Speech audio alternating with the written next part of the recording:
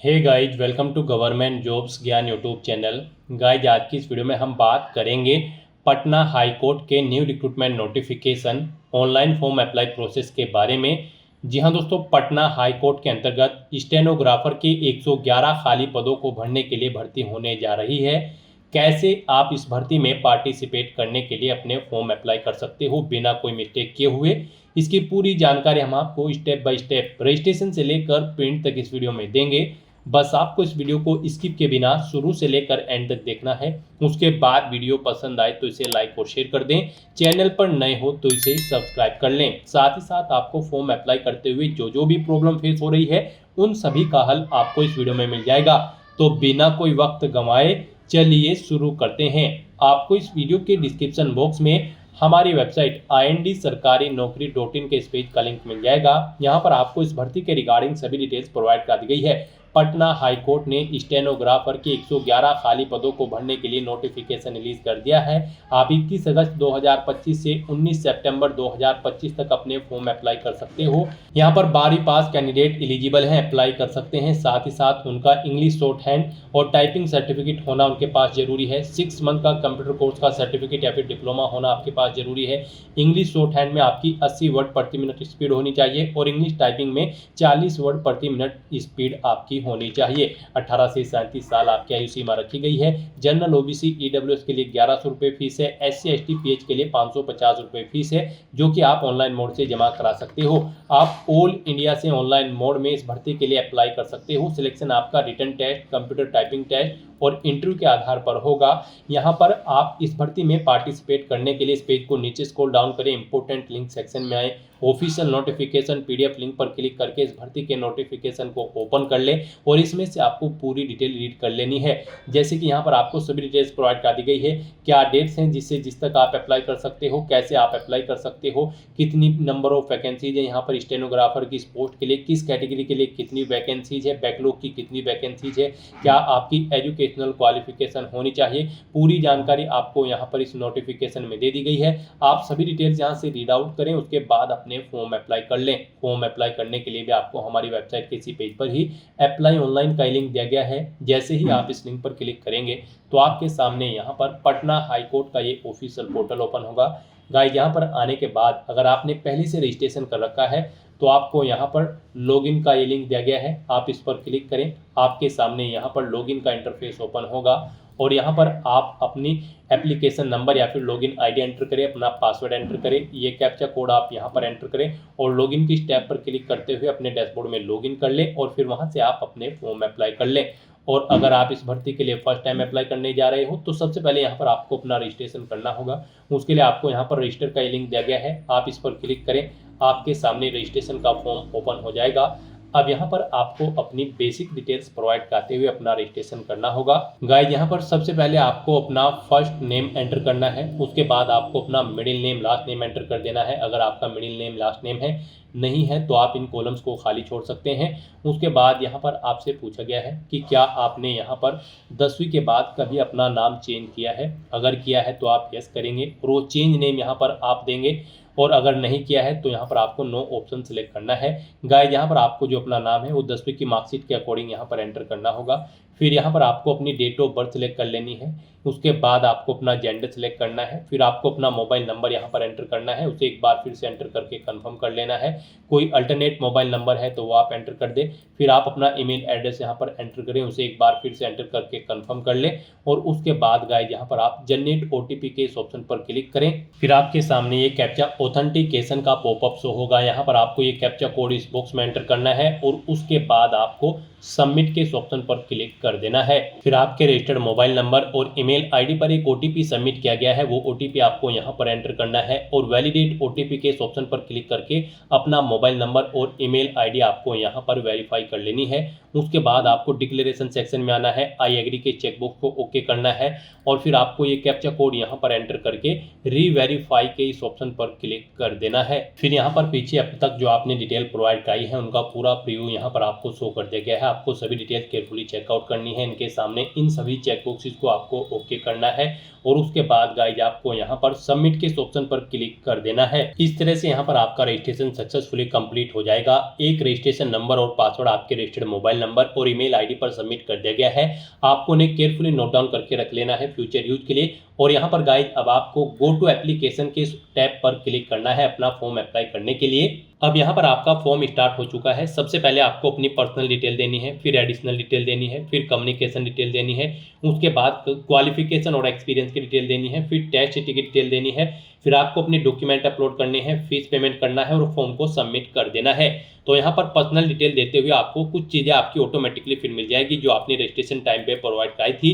अब यहाँ पर बस आपको अपना मैरिटल स्टेटस सेलेक्ट कर लेना है, आप मैरिड हो या फिर अनमैरिड। फिर आपको अपने फादर का नाम देना है, मदर का नाम एंटर करना है, इस पेज को नीचे स्क्रॉल डाउन करना है। फिर यहाँ पर आपको अपनी नेशनलिटी सिलेक्ट कर लेनी है। उसके बाद आपसे पूछा गया है कि क्या आपके पास बिहार स्टेट का डोमिसाइल है, अगर है तो आप येस करेंगे, नहीं है तो आप नो ऑप्शन सेलेक्ट करेंगे और फिर अदर डोमिसाइल स्टेट आप सेलेक्ट करेंगे और अगर बिहार का है तो आप येस करेंगे और फिर आप अपनी कैटेगरी यहाँ पर सेलेक्ट करेंगे। उसके बाद गाइड यहाँ पर आपसे पूछा गया है कि क्या आप एज में रिलैक्सेशन चाहते हैं, अगर चाहते हैं तो आप येस करेंगे, नहीं चाहते हैं तो आप नो ऑप्शन सेलेक्ट कर लेंगे। उसके बाद आपको यहाँ पर अपनी कैटेगरी की डिटेल देनी है। अगर आप रिजर्व कैटेगरी से बिलोंग करते हैं तो फिर यहाँ पर आपको अपने कास्ट सर्टिफिकेट की डिटेल देनी होगी। यहाँ पर आपको अपना कैटेगरी सर्टिफिकेट इशूइंग अथॉरिटी का नाम देना है, किसने आपको आपका कास्ट सर्टिफिकेट इशू कराया है, जैसे कि पटवारी, तहसीलदार, कानूगो या फिर सिटी मजिस्ट्रेट। उसके बाद किस डेट को वो इशू हुआ है वो डेट आपको सिलेक्ट करनी है, उसका सीरियल नंबर यहाँ पर आपको एंटर करना है। फिर आपको अपने डोमिसाइल सर्टिफिकेट की डिटेल यहाँ पर देनी है, किस अथॉरिटी ने आपको इशू कराया है वो यहाँ पर आपको उसकी डेजिग्नेशन का नाम देना है। उसके बाद यहाँ पर आपको किस डेट को इशू हुआ है वो डेट सेलेक्ट करनी है, उसका सीरियल नंबर यहाँ पर आपको देना है। आपकी बॉडी पर कहीं कोई कट या तिल का निशान है तो उस पैलेस का नाम यहाँ पर आपको एंटर कर देना है, नहीं है तो नो मार्क आप एंटर कर दें।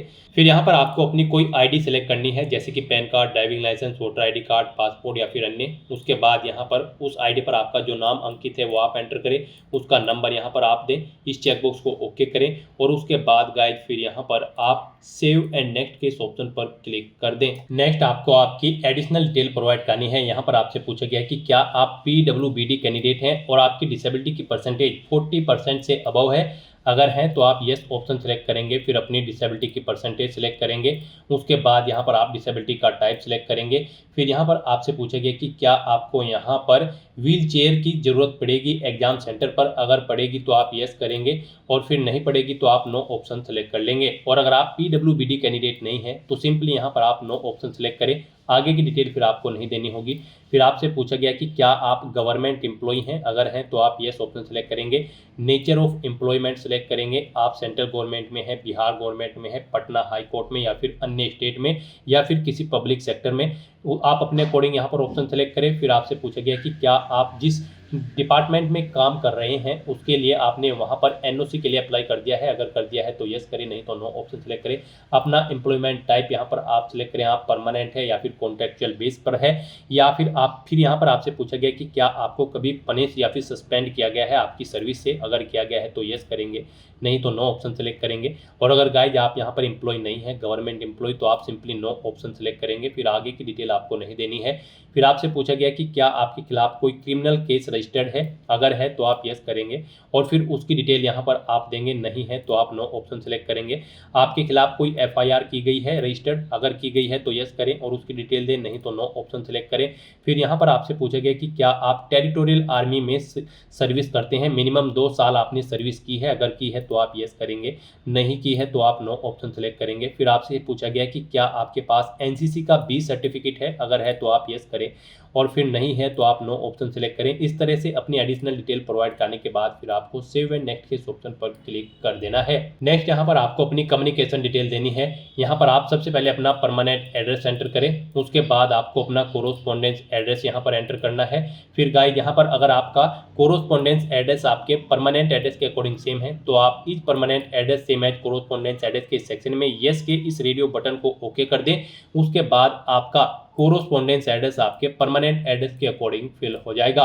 इस तरह से अपना एड्रेस फिल करने के बाद फिर आपको सेव एंड नेक्स्ट के इस ऑप्शन पर क्लिक कर देना है। नेक्स्ट यहाँ पर आपको अपनी क्वालिफिकेशन की डिटेल प्रोवाइड करनी है। गाइस इस भर्ती में पार्टिसिपेट करने के लिए आपका 12वीं क्लास पास आउट होना जरूरी है किसी वेल रिकॉग्नाइज्ड बोर्ड या फिर यूनिवर्सिटी से। प्लस यहाँ पर आपके पास सर्टिफिकेट होना चाहिए इंग्लिश शॉर्ट हैंड और इंग्लिश टाइपिंग का किसी रिकॉग्नाइज्ड इंस्टीट्यूट से। साथ ही साथ आपके पास डिप्लोमा या फिर सर्टिफिकेट होना चाहिए कम से कम 6 महीने का कंप्यूटर कोर्स का। और यहाँ पर आपका मिनिमम स्पीड आपकी इंग्लिश शॉर्ट हैंड में 80 वर्ड प्रति मिनट होनी चाहिए और इंग्लिश टाइपिंग में भी आपकी मिनिमम स्पीड 40 वर्ड प्रति मिनट होनी चाहिए। तो यहाँ पर आपको अब अपनी क्वालिफिकेशन की डिटेल देनी है। यहाँ पर आपसे पूछा गया है कि क्या आपने यहाँ पर अपना इंग्लिश शॉर्ट हैंड और इंग्लिश टाइपिंग सर्टिफिकेट कंप्लीट कर रखा है किसी रिकॉग्नाइज्ड इंस्टीट्यूट से, तो यहाँ पर आपको येस ऑप्शन सेलेक्ट करना है। उसके बाद आपसे पूछा गया कि क्या आपके पास कंप्यूटर एप्लीकेशन कोर्स का कोई डिप्लोमा या सर्टिफिकेट है कम से कम 6 महीने का, तो यहाँ पर भी आपको येस ऑप्शन सेलेक्ट करना है। अदरवाइज आप एलिजिबल नहीं होंगे इस भर्ती में पार्टिसिपेट करने के लिए। फिर यहाँ पर आपको अपनी 10वीं क्लास की डिटेल देनी है। सबसे पहले यहाँ पर आपको बोर्ड का नाम देना है, उसके बाद आपको इंस्टीट्यूट या फिर कॉलेज का नाम देना है जिससे आपने अपनी 10वीं क्लास पास आउट की है। यहाँ पर आपने जो मार्क्स ऑब्टेन किए हैं वो आपके परसेंटेज में है, सीजीपीए में है या फिर ग्रेड में, यानी कि आपका रिजल्ट किस फॉर्मेट में है आप ऑप्शन सेलेक्ट करें।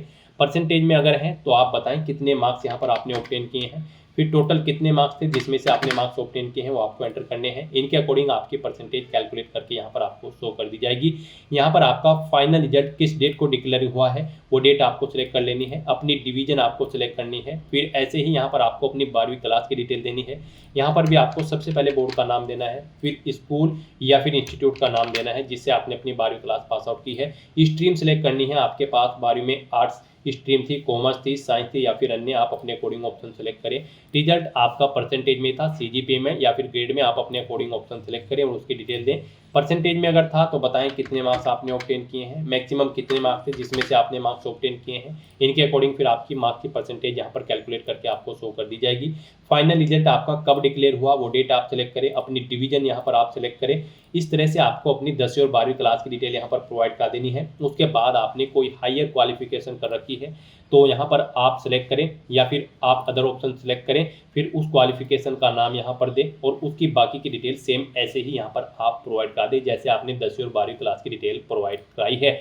उसके बाद गाइज यहाँ पर आपको अगर एक्सपीरियंस है तो आप अपने एक्सपीरियंस की डिटेल प्रोवाइड कर सकते हैं, नहीं है तो इस सेक्शन को आप खाली छोड़ दें।